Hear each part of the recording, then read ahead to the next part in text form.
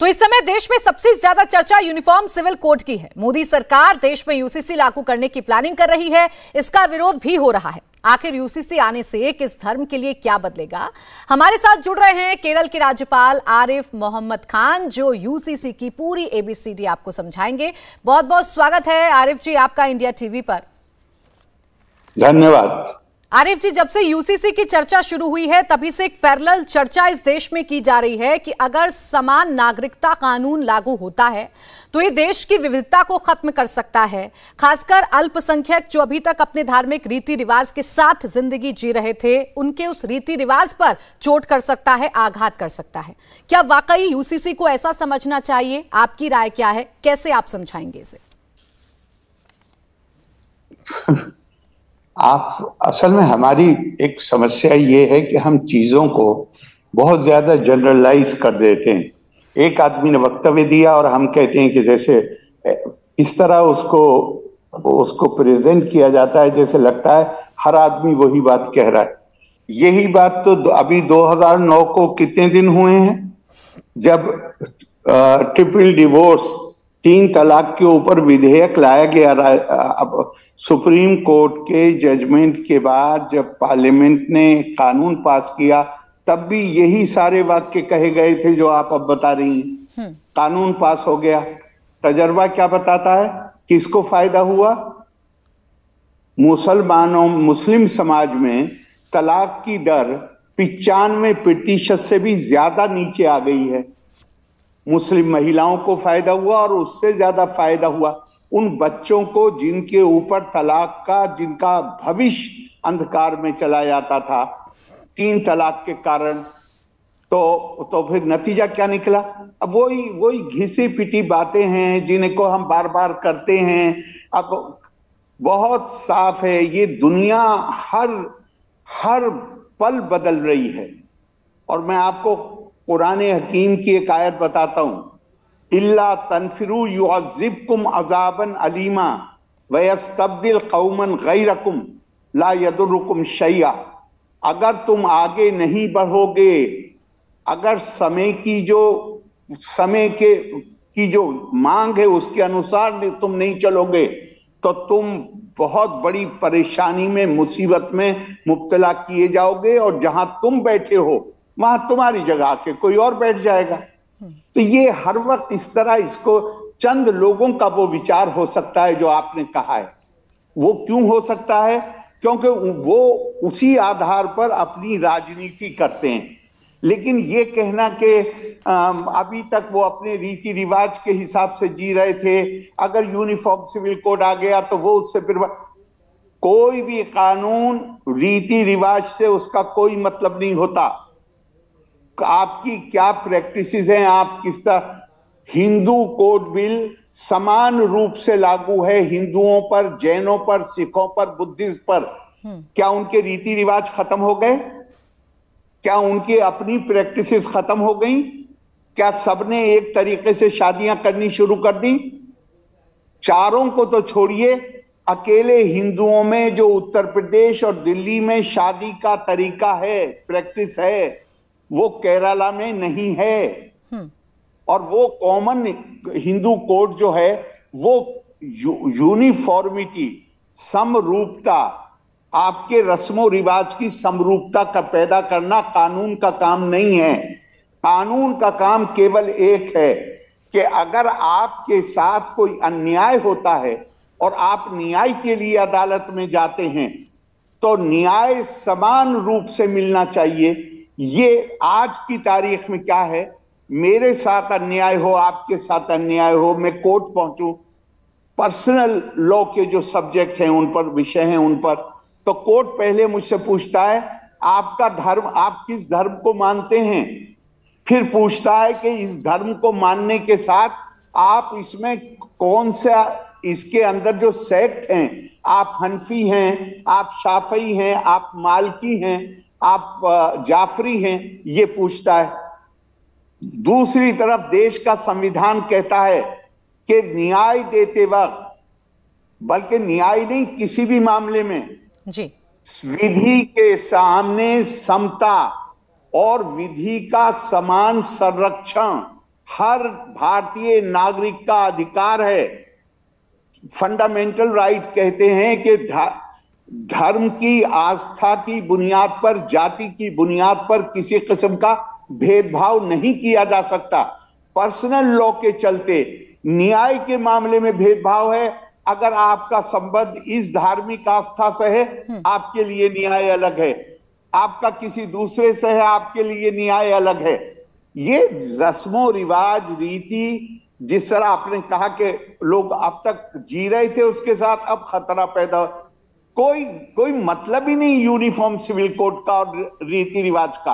आपको पूरी आजादी है। ये देश विविधता को सेलिब्रेट करता है, उसका त्योहार मनाता है। हम विविधता से घबराते नहीं हैं। हमारी संस्कृति विविधता की संस्कृति है, लेकिन साथ में समान न्याय की संस्कृति है। न्याय के मामले में भेदभाव नहीं किया जा सकता कि एक ही प्रकार का अपराध हो और एक ही प्रकार की समस्या हो और न्याय देते वक्त यह फैसला किया जाए, अगर आप मुस्लिम हैं तो आपके लिए न्याय अलग है, अगर आप पारसी हैं तो अलग न्याय है, अगर आप क्रिश्चियन हैं तो अलग न्याय है, अगर आप हिंदू हैं तो अलग न्याय है। ये आज की सभ्य दुनिया में ये, और अगर ये इतना ही जरूरी है तो मैं आपसे सवाल पूछता हूं कि फिर उन देशों में जहां पे पर्सनल लॉ लागू नहीं है, अगर ये इस्लाम को धर्म के तौर पे मानने के लिए और उसके अनुसार आचरण करने के लिए पर्सनल लॉ आवश्यक है, तो फिर उन देशों में मुसलमान क्यों रह रहे हैं जिन देशों में पर्सनल लॉ नहीं है? अमेरिका की एम्बेसी के सामने हर देश में भीड़ लगी हुई है। अमेरिका में पर्सनल लॉ है। सारे मुस्लिम मुल्क जिसे आप रीति रिवाज कह के पेश कर रही हैं जी, सारे मुस्लिम मुल्क उन चीजों को बदल चुके। भारत अकेला है जहां पे वो पुराना सिस्टम अंग्रेजों का दिया हुआ, और अगर आपके पास, मुझे नहीं पता कितना समय है, अगर आप कहें तो मैं आपको इस्लामिक स्कॉलर्स का बताता हूं। मौलाना अबुल आला मौदूदी, जमात इस्लामी के चीफ, उन्होंने कहा कि ये पर्सनल लॉ, इसका कोई ताल्लुक इस्लाम धर्म से नहीं है। ये अंग्रेजों का दिया हुआ कानून है, जिसने उस कानून की शक्ल को ही खराब कर दिया। ठीक, आरिफ जी, जब जब यूसीसी का जिक्र हो रहा है तब तब जिक्र हलाला का, बहु विवाह का किया जा रहा है।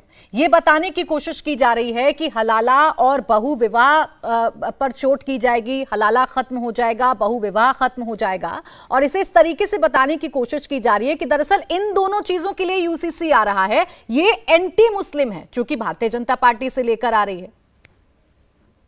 नहीं, मैं इससे सहमत नहीं हूं, और मैं ये समझता हूं कि केवल जिसे कहते हैं जानकारी ना होने के कारण इस तरह का भ्रम फैलाया जाता है। मैं तो ये भी जानता हूं, इससे आगे बढ़ के कहा जाता है कि अगर यूसीसी आ गया तो आप निकाह नहीं कर पाएंगे, आपको फेरे लेने पड़ेंगे। कहा जाता है कि अगर यूसीसी आ गया तो आप अपने मुर्दों को दफन नहीं कर सकते, आपको जलाना पड़ेगा। ये सारा दुष्प्रचार किया जाता है।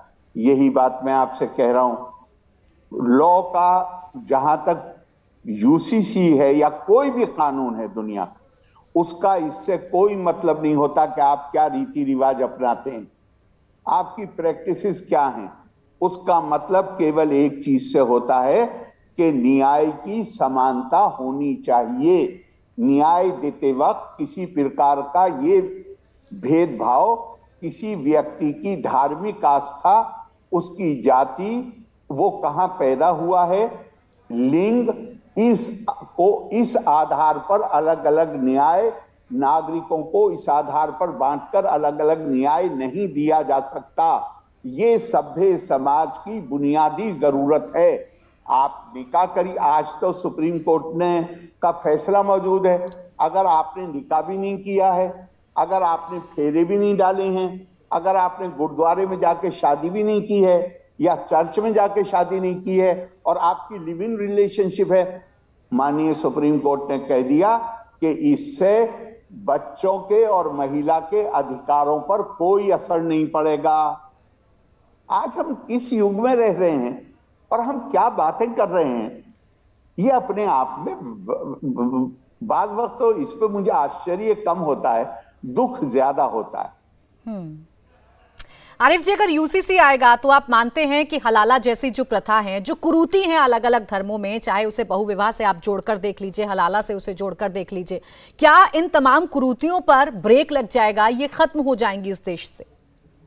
देखिए, मैं ये कहना कि कोई कानून आते ही फौरन वो कुरीतियां बंद हो जाएंगी, ये जरा जरूरत से ज्यादा अपेक्षा है। लेकिन आज की तारीख में मानिए थोड़ी देर के लिए हिंदू कोड बिल में एक हिंदू को इसकी इजाजत नहीं है कि वो दूसरी शादी कर सके, लेकिन हम ये तो नहीं कह सकते कि 70 साल के बाद भी ऐसे केस नहीं होते, होते हैं, लेकिन कानूनी अधिकार खत्म हो गया। उस आदमी को भी मालूम है कि अगर शिकायत कर दी गई तो उसके खिलाफ कार्रवाई हो जाएगी। आज अब कुछ कम्युनिटी है जिसके अंदर ये कानूनी अधिकार है, शिकायत ही नहीं की जा सकती। तो निश्चित तौर से अगर फौरी तौर पे कुरीतियां खत्म नहीं होंगी तो कुरीतियों को खत्म करने की प्रक्रिया फौरी तौर पे शुरू हो जाएगी। जो लोग धार्मिक अधिकार बताने लगते हैं उन कुरीतियों को, खासकर जब जब यूसीसी की चर्चा हो रही है, मैं बार बार इस शब्द का इस्तेमाल कर रही हूं आरिफ जी, तब तब हलाला का और बहुविवाह का जिक्र हो रहा है और ये समझाने की कोशिश की जा रही है कि ये हमारा धार्मिक अधिकार है जिसका हनन हो सकता है। क्या वाकई में ऐसा है? ये कोई ऐसा धार्मिक अधिकार है या ये इतना जरूरी धार्मिक प्रैक्टिस है कि यूसीसी आने के बाद मानो सब कुछ बदल दिया जाएगा? देखिए, ये जो दलील दी जाती है उसमें संविधान का आर्टिकल 25 जिसमें धर्म की अंतःकरण की स्वतंत्रता की बात की गई है उसका रेफरेंस दिया जाता है। मेरा उनसे बहुत बहुत विनम्रता के साथ निवेदन है कि इस आर्टिकल को पढ़ें। ये आर्टिकल अंतःकरण की स्वतंत्रता या धर्म की स्वतंत्रता भारत के नागरिकों को नहीं, हर व्यक्ति को देता है। ये कम्युनिटी का राइट नहीं है, बल्कि ये इंडिविजुअल व्यक्ति का अधिकार है। वो व्यक्ति विदेशी भी हो सकता है। तो अगर कुछ विदेशी भारत में रह रहे हैं तो वो आर्टिकल 25 के नाम पर क्या भारत सरकार से ये डिमांड करेंगे कि भारत, चूंकि वो यहाँ पे मानिए 6 महीने, साल भर, 2 साल के लिए रह रहे, तो कहें कि इस पीरियड के लिए आप हमारे धर्म के अनुसार कानून बना के दीजिए। ये व्यक्ति का अधिकार है, ये कम्युनिटी का, संप्रदाय का अधिकार है ही नहीं। और फिर इसके साथ जुड़ा हुआ है कि ये जो अंतःकरण की स्वतंत्रता है, धर्म की स्वतंत्रता है, ये किसी भी तरह सरकार को सामाजिक सुधार के कार्य करने में बाधक नहीं हो सकती। समाज सुधार का कार्य, समाज सुधार के लिए अगर सरकार कोई नीति बनाती है, कानून बनाती है, तो वो उसको इस कारण से गैर कानूनी नहीं करार दिया जा सकता कि उससे कुछ लोग ये कहते हैं कि हमारे धर्म की स्वतंत्रता पर उससे प्रभाव पड़ता है। ये व्यक्ति का बुनियादी तौर पर समझिए, हमारे संविधान में शब्द क्या प्रयोग हुआ है? शब्द प्रयोग हुआ है फ्रीडम ऑफ कॉन्शियंस, अंतःकरण की आजादी। और मेरा ये निश्चित मत है कि दुनिया की कोई ताकत नहीं है, सरकारें तो छोड़ दीजिए, दुनिया की कोई ताकत नहीं है जो आपके अंतःकरण की आजादी पर पाबंदी लगा दे। अगर ऐसा संभव होता तो दुनिया में जो बड़े बड़े तानाशाह हुए हैं वो भी वक्ती तौर पे लोगों के शरीर को काबू करने में कामयाब हो गए, उनके अंतःकरण को वो कभी काबू नहीं कर पाए। भारत के ऊपर लंबे समय तक विदेशी राज रहा, क्या भारत के लोग बदल गए? अंतःकरण सरकार के किसी काम से भी, फ्रीडम ऑफ कॉन्शियंस, हाँ ये हो सकता है कि मुझे अपनी फ्रीडम ऑफ कॉन्शियंस के लिए, जिस तरह कोई भी कीमती चीज होती है, मुझे उसकी रक्षा के लिए लगातार सचेत रहना पड़े। वो केवल अंतःकरण की स्वतंत्रता नहीं है। जितने भी आपके बुनियादी अधिकार हैं, free vigilance is the eternal vigilance is the price of liberty. सदा जागरूक रहना ही आपकी आजादी का रक्षक होता है। लेकिन वो आजादी इसके लिए इस्तेमाल नहीं की जा सकती कि हम महिलाओं को दबा के रखेंगे, हम समाज में असमानता पैदा करेंगे, हम समाज में भेदभाव पैदा करेंगे, विभिन्न वर्ग बनाएंगे। उसके लिए उस आजादी का इस्तेमाल नहीं हो सकता। बहुत बहुत शुक्रिया आरिफ जी आपका हमारे साथ जुड़ने के लिए। यूसीसी पर जितनी भी तरीके का कंफ्यूजन है वो कम से कम दूर करने के लिए, बताने के लिए कि यूसीसी कितना जरूरी है। बहुत शुक्रिया। इंडिया टीवी हर वक्त हर जगह डाउनलोड करने के लिए सर्च करें India TV news Google play store या ऐप स्टोर पर।